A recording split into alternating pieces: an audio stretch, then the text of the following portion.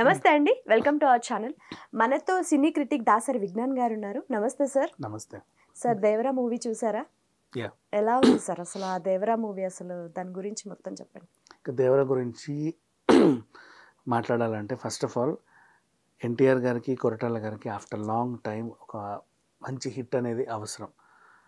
After long time NTR గారిని ఎందుకు అంటున్నావు అంటే ఆర్ఆర్ఆర్లో ఇద్దరు హీరోలు అన్నారు కదా, మళ్ళీ సోలోగా ఎన్టీఆర్ ఒక కొత్త సినిమా తీస్తే అండ్ అది ఎంతవరకు నిలబడింది ఏంటి, అండ్ పైగా డ్యూయల్ రోల్, పైగా కొరటాల శివ గారు ఆయన ఒక మంచి మెసేజ్ ఓరియంటెడ్ సినిమాలు తీసాడు, మంచి పేరు ఉంది.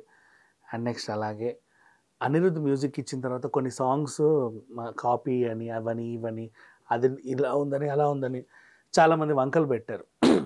సో దేవర ఏమైపోతుందో ఏంటో అని చెప్పి చాలామంది భయపడ్డారు. సరే, ఆ భయాలని అంచనాలన్నీ దాటుకొని ఎలా నిలబడింది సినిమా అనేది ఇప్పుడు మనం మాట్లాడుకుందాం. ఓవరాల్గా దేవర కథ గురించి మాట్లాడుకుంటే యతి అనే ఒక క్యారెక్టర్, ఆయన ఏంటంటే క్రికెట్ స్టేడియంలో ఎక్కడో క్రికెట్ జరుగుతుంది దాన్ని డిస్టర్బ్ చేయడానికి, బాంబులు వేసి చంపడానికో లేకపోతే ఎవరినో గాలవడానికో ఒక యతి అనే క్యారెక్టర్ గురించి ఉంది. బేసికల్ డ్యూటీ డిస్టర్బ్ చేయడం.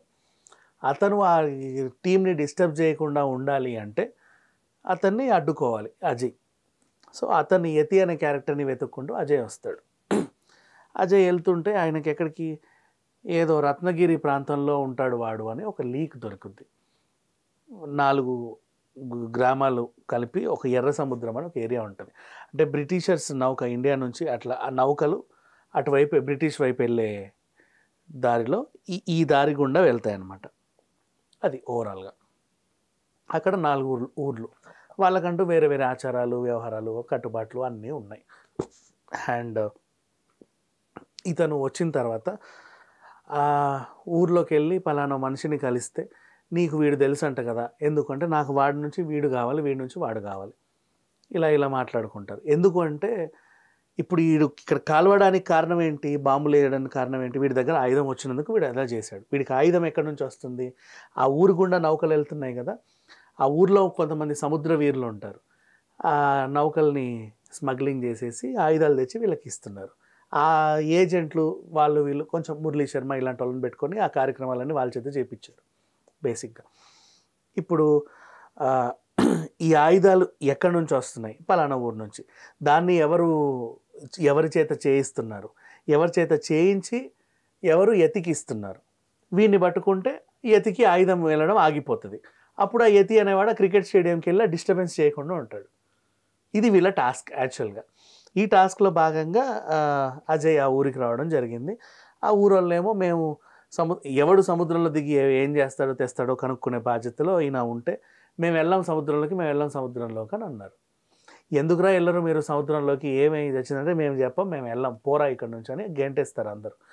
అప్పటికే సైఫ్ అలీ ఖాన్ అందరి ఎంట్రీలు ఉంటాయి. సో ఆ ఊరోళ్ళందరూ ఒకటే మాట మీద ఉంటారు, మేము సముద్రంలోకి వెళ్ళము అంతే, మీరు ఇంకెవడన్నా ఎత్తుక్కోపోండి. వీడు వచ్చి అక్కడ బీచ్ దగ్గర కూర్చొని కాలు చెప్పుకొని అయ్యో ఎవడు వెళ్ళకపోతే ఎట్లా, నేను వచ్చిన పని ఎలా వద్దని చెప్పి అలా తిరగగానే పక్కన మనకి ప్రకాష్ రాజ్ గారు కనిపిస్తారు. ఉండయ్యా నేను నీకు స్టోరీ చెప్తాను అని రెడీగా ఉంటాడు ఆ క్యారెక్టర్.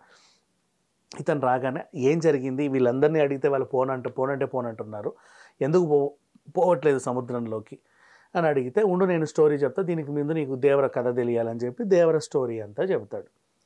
ఓవరాల్గా దేవర గురించి మాట్లాడుకుని అసలు బేసిక్ స్టోరీ ఏంటంటే బ్రిటిష్ వాళ్ళు మన దగ్గర ఉన్న ఆయుధాలన్నీ అక్రమంగా తరలించేవాళ్ళు ఒకప్పుడు. ఆ 4 ఊర్లలో ఉండే వీరులు ఎవరైతే ఉన్నారో దేశం కోసం వాళ్ళు సముద్రంలోకి దూకి ఆయుధాలను మళ్ళీ బ్రిటిష్ వాళ్ళ దగ్గర నుంచి దొంగలించి మళ్ళీ ఇటు ముంబైకి చేర్చేవాళ్ళు. మన వైపు ఏదో ముంబైయో ఢిల్లో ఏదో ఊరనుకో చేర్చేవాళ్ళు. బ్రిటిష్ వాళ్ళకి మన ఆయుధాలు పోకుండా ఉండేవి, వీళ్ళు దేశానికి రక్షణగా ఉండేవాళ్ళు.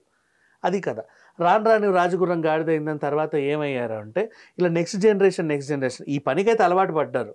అందులో కొంతమంది ఏంటంటే అక్రమాలకి, అంటే ఈ యతి లాంటి క్యారెక్టర్స్ వీళ్ళని వాడుకోవడం, వెళ్ళి అవి నాకు తీసుకొచ్చి ఇవ్వండిరా మీకు డబ్బులు ఇస్తాను అని చెప్పడం, అదే డ్యూటీగా పెట్టుకొని అక్రమార్జన చేస్తున్నారు. ఇంతకుముందు ఎన్టీఆర్ కూడా అదే పని చేశాడు.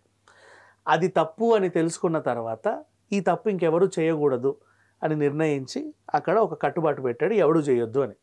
ఆ ఊరు వాళ్ళు దాన్ని యాక్సెప్ట్ చేశారా, ఇంకేమైంది, అసలు ఏంటి కదా అనేది మనం బేసిక్గా చర్చించుకోవాలి. ఇక మధ్యలో హీరోయిన్ ఎందుకు ఉంది, చిన్న ఎన్టీఆర్ ఎందుకు ఉన్నాడు, ఈ క్యారెక్టర్స్ అన్నీ అసలు ఎందుకు ఇక్కడ మనల్ని పరిచయం చేశారు అనేది నెక్స్ట్ స్టోరీ. ఓవరాల్గా చెప్పాలంటే ఎలా ఉంది కథ అంటే, మనం సింపుల్గా చెప్పాలంటే పెద్దగా లాజిక్ అనేది ఏమీ లేదమ్మా.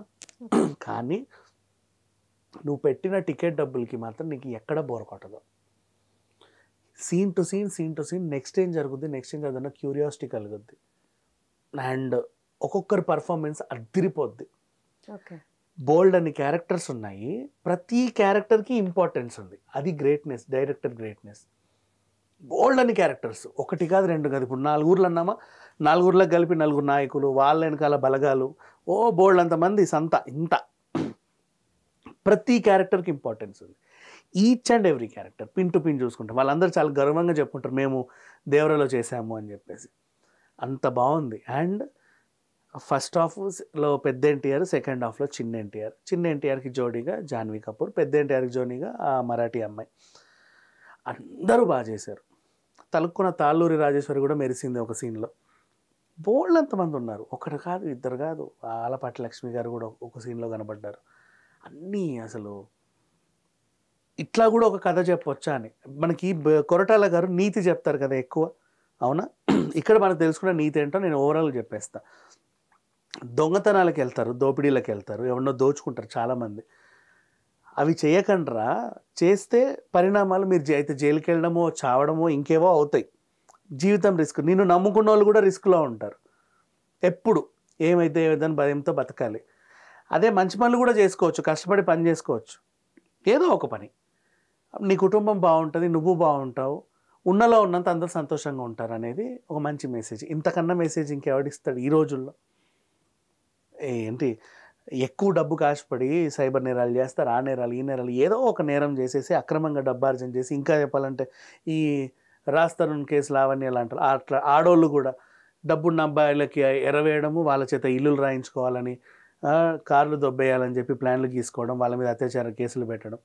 ఎటు తిరుగు డబ్బు డబ్బు డబ్బు డబ్బు డబ్బు.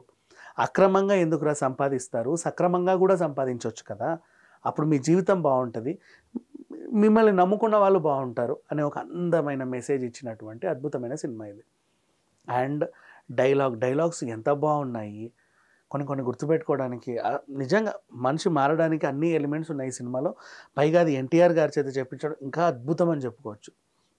ఒకానొక సీన్లో పుట్టుక గురించి మాట్లాడతారు. నీ పుట్టుక ఎటువంటిది అంటే ఎన్టీఆర్ సీరియస్ అవుతాడు. అది కూడా ఒక పెద్ద ఎమోషన్ చెప్పాలి అంటే. అన్నీ బాగున్నాయి, ఎక్కడ కూడా ఇది అనేది లేదు. దేశభక్తి కోసం తీసినటువంటి సినిమాలు అనే ఉంది. దేశభక్తి కోసం ఎంతోమంది హీరోలు పోరాడడం చూసాం, కానీ ఇలా కూడా ఒక హీరో ఉంటాడు పోరాడతానికి కొత్తగా చెప్పాడు ఒక స్టోరీ. అంటే ఏంటి, మన దగ్గర నుంచి అక్రమ ఆయుధాలు ఎటో తరలిపోవడం, అక్కడ దాకా పోరాడి ఆగిన వీరులను మనం చూసాం. వెళ్తుంటే సముద్రం మధ్యలో కూడా పోరాడి దాన్ని అడ్డుకున్న వీరులు ఎవరైనా ఉన్నారా అంటే దేవర కథ. అంతే, సింపుల్గా చెప్పాలి అంటే అట్లాంటి ఒక వీరుడి కథ అనమాట దేవర కథ.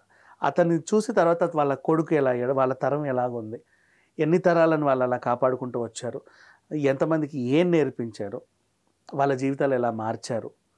అండ్ ఇలాంటివంతా కూడా మనం చూడాలంటే దేవర సినిమా ఖచ్చితంగా ఫ్యామిలీతో పాటు వెళ్ళాలి. ఫ్యామిలీ ఓరియంటెడ్ మూవీనా సార్ ఇది? అవుట్ అండ్ అవుట్, చిన్న పిల్లల నుంచి పెద్దవాళ్ళ వరకు అందరూ చూడదగ్గ సినిమా ఇది. ఓకే. ఎక్కడైనా కామెడీ యాంగిల్ ఏమైనా ఉందా సార్ మూవీ? కామెడీ యాంగిల్స్ కూడా ఉన్నాయి చెప్పాలి అంటే. యాక్చువల్గా కామెడీ కోసం కమెడియన్లను పెట్టుకున్నారు కానీ గెటప్ సీన్ లాంటి వాళ్ళని, బట్ హీరోయిన్ టీమే చేసేసింది కామెడీ. ఓకే. మంచి కామెడీలో కూడా అంటే మంచి డైలాగ్స్ కూడా ఉన్నాయి చెప్పాలి అంటే. సినీ కూడా చెప్పనా, బూతు మాట్లాడుతూ కూడా అరే ఎంత సున్నితంగా చెప్పాడు వీడు, ఎంత బాగుంది అనేలాగా ఒక బూత్ డైలాగే చెప్పాలంటే.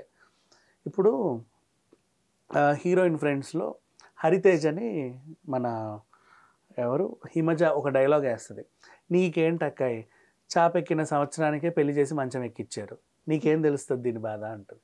అది చెప్పాలంటే అదొక బూతుకు సంబంధించిన డైలాగే, కానీ దాన్ని అంత ఈజీగా అంత 2 లైన్లలో అంత కామెడీగా కూడా చెప్పొచ్చా అని చెప్పేసి కొరటాలకే చెల్లింది. చూసావా? అది నిజంగా చాలా బాగుంది. హరితేజ ఎంజాయ్ చేస్తాం, ఆ టీంని ఎంజాయ్ చేస్తాం మనం, అన్ని విధాలుగా చూసుకోవచ్చు. అండ్ మిర్చిలో మీకు ఇంకా కొరటాల మార్క్ కొన్ని ఉంటాయి, అది ఇందులో కనబడింది. మిర్చిలో మిర్చి మాధవి హిట్ కదా, ఆ పిల్లోని తీసుకొచ్చి అయ్యా అని చెప్పేసి ఇక్కడ కూడా ఒక అమ్మాయి బలగంలో ఉంటుంది, ఆమె పేరేంటో, తీసుకొచ్చి ఒక కొడుకుని తీసుకొని ఒక సెంటిమెంట్. ఆ కొడుకు పాపం బయటికి వెళ్ళి చదువుకొని వచ్చి రావాలనుకుంటాడు. వాడు చదువుకొని వచ్చి ఊర్లో అందరికీ చదువు చెప్పాలనుకుంటాడు. ఆ వచ్చే దారిలో వాడు కూడా చనిపోవడం. ఓకే. వాడు చనిపోవడానికి కారణం ఒక బాంబ్ బ్లాస్ట్. ఆ బాంబ్ బ్లాస్ట్ ఏదైతే అయ్యిందో అక్రమంగా ఆయుధాలు పోవడం వల్లే కదా బాంబ్ బ్లాస్ట్ అయ్యింది. ఇప్పుడు ఎలా అయితే సినిమా స్టార్టింగ్లో క్రికెట్ స్టేడియం గురించి చెప్పాం, వాడి దగ్గరికి అలా ఎలా వచ్చింది, మళ్ళీ ఇలాగే వచ్చింది. సో మనం ఇది చేయకూడదు, ఇలాంటి తప్పులు ఎప్పుడు చేయకూడదు అని ఎన్టీఆర్ మారడం. ఎంత బాగున్నాయి కథలని చెప్పి. నేను ఇంకా ఏంటో కథ అంతా చెప్పేస్తున్నాను, నా బొంద కూర్చున్నాను కదా అని చెప్పేసి. అదేంటో అంటే ఎంత ఎంత చెప్పినా చెప్పాలనిపిస్తుంది. అంటే నా తాపత్రయం ఏంటంటే ఇంకా 10 మంది చూస్తారేమో మనం చెబితే అని చెప్పేసి. అలా అంత బాగుంది సినిమా చెప్పాలి అంటే. ఓకే. అంటే ఇప్పటి వరకు వచ్చిన ట్రోల్స్ అన్ని నెగిటివిటీ మొత్తం అంతా పక్కకు పోయిందా? పట్టా పంచలైపోయిందమ్మా సినిమా. నేను అందుకే అనుకుంటున్నాను, ఎప్పుడైనా సరే అంచనాలు గించనాలు అన్నీ పెట్టుకొని ఏదేదో చేసుకొని సినిమాకి వెళ్ళి చూస్తారు, అది లేదు ఇది లేదని ఎత్తుక్కుంటారు. ఎన్ని నెగిటివ్స్ వచ్చాయి. చివరికి ప్రీ రిలీజ్ ఈవెంట్ కూడా ఆగిపోయింది. ఎన్ని నెగిటివ్స్ వచ్చాయి. సాంగ్స్ కాపీ అది ఇది అన్నారు, అన్నీ కూడా పటాపంచలు. ఇకపోతే సాంకేతిక వర్గం, నాకు సాంగ్స్ అన్నాం కాబట్టి చెప్తున్నా, అనిరుద్ధ్ మ్యూజిక్ ఎందుకు నిజంగా నాకైతే నచ్చదు. అప్పుడప్పుడు మంచిగా అనిపిస్తుంది, అప్పుడప్పుడు ఏదో కావాలని పాడు చేస్తున్నాడు ఇతను అనిపిస్తుంది. అలా ఉంటుంది. ఏందో జైలర్ బాగా నచ్చింది, భలే ఇచ్చారే బీజిఎం అనిపించింది. మరి ఇక్కడ ఎందుకు దీనికి ఏమో పాటలను ఇలా చేస్తున్నాడు, కాపీలు చేస్తున్నాడు అని కొంచెం చిరాకేసినప్పటికీ సినిమా చూస్తే నీకు ఆ ఫీలింగ్ కలగదు. తెర ముందు ఎన్టీఆర్ హీరో, తెర వెనుక అనిరుద్ధే హీరో. సీరియస్లీ చెప్పాలంటే ఇంచు ఎక్కడ ఏం చేయాలో ప్రతి సీన్కి ఆ ఎలివేషన్కి అద్భుతమైన బీజిఎం ఇచ్చి లాస్ట్ వరకు తీసుకొచ్చాడు. నెక్స్ట్ మాట్లాడుకోవాల్సిన ఇంకో హీరో రత్నవేలు. ఆయన కెమెరా పనితనం గురించి ఎంత చెప్పినా తక్కువే. అసలు నైట్ విజువల్స్ కానీ ఓషన్ విజువల్స్ కానీ ఎంత బాగా చేశారంటే అసలు అద్భుతం. నెక్స్ట్ ఇంకా కొరటాల గారి గురించి మాట్లాడే అర్హత కూడా నాకు లేదు ఈ సినిమా విషయం గురించి మాట్లాడితే, అంత బాగా తీశాడు. ఎప్పుడైనా సంబంధం లేకుండా ఎక్కడికో వెళ్ళి ఏదో ఒక కథ చెప్పి, ఇప్పుడు అజయ్ వచ్చింది ఎవరి కోసమో, ఆ నలుగురిలోకి వెళ్ళి అక్కడున్న ఒక హీరో గురించి చెప్పి ఇంతమంది సమాజాన్ని మార్చాలనుకోవడం చూసావా, ఒక సామాజిక అంశం దాంట్లోంచి లేవనెత్తడం. హ్యాట్స్ ఆఫ్ చెప్పాలి అంటే. అసలు అట్లా కూడా జరుగుద్దని జనాలకు ఎవరికి తెలియదు, ఇంత వింతగా ఉంటాయి అని. ఆ ఓడల్ని కాపాడే నేవీ సిబ్బంది కూడా దేశభక్తులే, వాళ్ళని ఎంత బాగా చూపించాడు ఆ నేవీ ఆఫీసర్ని. రియల్లీ గ్రేట్ అమ్మా. ఈ సినిమా మాత్రం అందరూ ఫ్యామిలీతో సహా చూడాలి. అండ్ జాన్వీ కపూర్ తక్కువ కనబడింది చాలామంది అంటున్నారు. ఫస్ట్ హాఫ్లో ఇంకో హీరోయిన్ ఉంది, ఆవిడని కూడా చూడండి. కాకపోతే ఆవిడకి ఆటపాటలు లేవు, ఎందుకంటే దేవర క్యారెక్టర్ కొంచెం సీరియస్గా ఉంది కాబట్టి. ఫస్ట్ హాఫ్లో ఆవిడ హీరోయిన్ కంటే మరి ఎన్టీఆర్ కూడా హీరో కాదు, మరి అర్థమైందా. ఫస్ట్ హాఫ్లో ఒక హీరోయిన్ ఉంది, సెకండ్ హాఫ్లో జాన్వీ హీరోయిన్. ఫస్ట్ హాఫ్ అంతా ఒక ఎన్టీఆర్, సెకండ్ హాఫ్ ఇంకో ఎన్టీఆర్. ఇప్పుడు ఫర్ ఎగ్జాంపుల్ పెద్దరాయుడు సినిమా తీసుకుంటే సెకండ్ హాఫ్ అంతా మనం సౌందర్యకి, ఫస్ట్ హాఫ్ అంతా భానుప్రియకి ఇచ్చినట్టుగా, సింపుల్ చెప్పాలంటే. అట్లా అనుకొని చూడండి అంతే, ఇంకేం లే. సో ఓవరాల్గా మాత్రం అన్ని క్యారెక్టర్స్ పేలినాయి తెలుసా. ఈ చిన్న బాలనటుల దగ్గర నుంచి పెద్దవాళ్ళ వరకు అందరూ బాగా చేశారు. ప్రతి ఒక్కడికో పేరు, ప్రతి క్యారెక్టర్కో ఇంపార్టెన్స్. ఇంతమంది ఉన్నారన్న ఫీలింగే కలగదు. పాత్రల్ని గుర్తుపెట్టుకోవడం కష్టమేమో కానీ ఒక్కసారి ఆ ప్రపంచంలోకి వెళ్ళిపోయిన తర్వాత ఈజీగా అర్థమైపోతుంది ఎవరు ఏంటి అనేది. వాళ్ళ నెక్స్ట్ జనరేషన్ కూడా చూసారు. ఒక జనరేషన్ చేంజ్ చేశాడు సినిమాలో, after interval, before interval. Everything was worked out well and good అని చెప్పొచ్చు. అన్నీ బాగున్నాయి, ఎక్కడ మచ్చబెట్టడానికి లేదు. దావుదీ వది వది సాంగ్ ఉందా, దాన్ని ఎందుకు ఎడిట్ చేసేసారు, అది అవసరం లేదనుకున్నారేమో, ఎడిట్ చేసి పడేశారు. అంటే సెకండ్ హాఫ్లో పెడతారేమో అన్నట్టు కూడా వస్తుంది. సెకండ్ హాఫ్లోనే ఉంటుంది ఖచ్చితంగా, ఎందుకంటే జాన్వీ ఉంది కాబట్టి. ఏమో నాకు కూడా అంత పెద్దగా దాన్ని ఇరికిస్తే ఏదో ఎక్స్ట్రా యాడ్ చేసిన ఫీలింగ్ వచ్చేది. అది లేకుండానే బాగుంది సినిమా అంతే, నిజంగా ఎవ్రీథింగ్ వెల్. అండ్ ఇప్పుడు సీక్వెల్ గురించి మాట్లాడదాం. పార్ట్ 2 ఉంటుంది అని చెప్పాడు. పార్ట్ 2 దేనికి అంటే నాకు అర్థం కాల. ఫస్ట్ హాఫ్లో పెద్ద ఎన్టీఆర్ క్యారెక్టర్ని ఆల్మోస్ట్ కన్విన్స్ చేసేసారు. ఏం చేశారని నేను చెప్పను. సెకండ్ హాఫ్లో జూనియర్ ఎన్టీఆర్ క్యారెక్టర్ని కూడా కన్విన్స్ చేసి ఏదో చేసేసారు. అండ్ ఓపెనింగ్ మీ మెయిన్ టాస్క్ ఏంటి, సముద్రంలోకి వెళ్ళొద్దు, ఇట్స్ ఎ రిస్ట్రిక్టెడ్ ఏరియా అంతే, వెళ్ళొద్దు, దట్స్ ఆల్. సినిమా ఓపెనింగే సైఫ్ అలీ ఖాన్ మేము వెళ్ళమని చెప్పేశాడు. ఎందుకు వెళ్ళరు అనే దానికే ఈ కథ ఉంది. ఓకే. వెళ్ళమని ఆల్రెడీ డిక్లేర్ చేసేసుకున్నారు. మరి ఇంకా ఏముంటుంది అని ఆలోచిస్తే ఎన్టీఆర్ని కొడుకు పొడిచాడు. ఓకే. ఒక సీన్ ఇలా వెళ్ళింది. అసలు ఇప్పుడు పెద్ద ఎన్టీఆర్ లేడు ఈ ప్రపంచంలో అని చెప్తాడు అనమాట ప్రకాష్ రాజ్. అరేంటి ఎందుకు లేడు, ఎక్కడ ఏమైపోయాడు అని అడిగితే చంపింది కొడుకే అంటాడు. అవునా, నిజమా, అట్ట చంపుతాడు అని చూడగా ఒక విజువల్, ఎన్టీఆర్కి కత్తి ఉంటుంది, కొడుకు ఇలా పట్టుకొని ఉంటాడు. పొడుస్తున్నాడా తీస్తున్నాడా తెలియదు కానీ పట్టుకొని ఉన్నాడు. ఎందుకు పట్టుకున్నాడు ఇలా అనేది మీరు పార్ట్ 2లో చూడండి. అవన్నీ నేను పార్ట్ 2లో, మీరు ఆ క్రికెట్ స్టేడియము, అసలు ఆ యతి అనేవాడు ఎవడు, ఇంక ఇవన్నిటికీ మీకు ఆన్సర్ కావాలా పార్ట్ 2 వరకు ఆగండి, లేకపోతే అంతే సంగతి. అందుకని చెప్పేసి అక్కడి వరకు ముగించేశారు ఈ సినిమాని. But everything was worked out well. అంటే పార్ట్ 2లో ఏం చూపిస్తారా అనేది అనిపించింది అంతే. అన్నిటికీ కన్క్లూజన్స్ వచ్చేసాయి ఫస్ట్ దీంట్లో. బట్ దీన్నే ఇంకో 5-10 నిమిషాలు కొనసాగిస్తే అలా జబ్ అని చెప్పేసి అయిపోద్ది. But he showed okay, overall everything was worked out well. అన్నీ బాగున్నాయి సినిమాలో, ఎక్కడ ఏది మర్చిపెట్టడానికి లేదు, నిజంగా బాగుంది. అంటే ఈ ఎండింగ్ ని చూసే బాహుబలితో కంపేర్ చేస్తున్నారు. దేన్ని కంపేర్ చేయాల్సిన అవసరం లేదు. బాహుబలితో కంపేర్ చేయాలంటే ఇంకోటి కూడా కంపేర్ చేస్తా. మధ్యలో శ్రీకాంత్ క్యారెక్టర్ కట్టప్ అయిపోతుంది, వెనుపొట్టు సేమ్ బాహుబలిలోనే ఉంటుంది. మిర్చి మాధవి లాంటి సీన్ ఇంకోటి చెప్పాను చూసి, అది కూడా అలాగే చూసిన ఫీలింగే ఉంటుంది. మనకి ప్రతి సినిమాలో ఏదో ఒక ఫీలింగ్ కలగడం సహజం. అలా అని చెప్పేసి ఇది అట్లుంది ఇట్లుంది అనే కంటే అసలు ఇది ఎలా ఉందో కదా మాట్లాడుకోవాలి. ఆ సీన్ అలా ఉంది వదిలేయి, ఆ సీన్ ఇక్కడ కూడా ఉంది కదా, ఈ సినిమాకి ఎలా ఉపయోగపడింది అనేది మాట్లాడుకుంటే బెటర్. అంటే సినిమాకి ఆ సీన్ ఉపయోగం లేదు తీసేద్దామంటే తీసేద్దాం, అప్పుడు సినిమా చూస్తే చప్పగా ఉంటుంది. లేదు ఈ సీన్ ఉంటేనే బాగుంటుంది అనిపిస్తుంది. ఎక్కడుంటే మనకి ఎందుకు, డైరెక్టర్ ఇన్స్పైర్ అయ్యి కూడా తీసుకోవచ్చుగా, అలా అంతే.